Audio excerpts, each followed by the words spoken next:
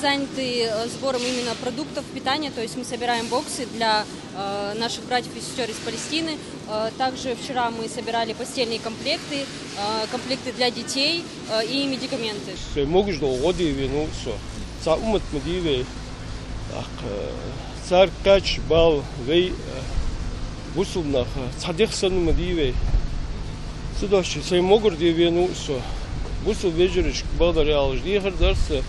Шашт могущий пар цар года долж. Материально ши годи эхту бачу дуа цани ждогватж тахаджурлам за шашт могущий пар да. Медикаменты это на настоящий момент самое необходимое. Это перевязочные материалы, это материалы, которые используются при ожогах, при серьезных ранениях. Люди приносят совершенно разные, звонят, спрашивают. Многие аптеки пожертвовали в большом количестве медикаменты, которые необходимы для обработки ран.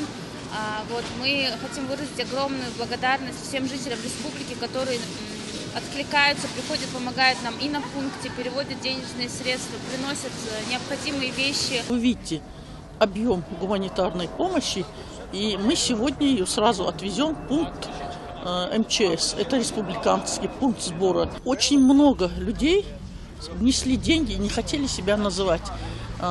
Мне хочется выделить здесь каждого. Я думаю, что это будет не первая попытка отправить наш груз.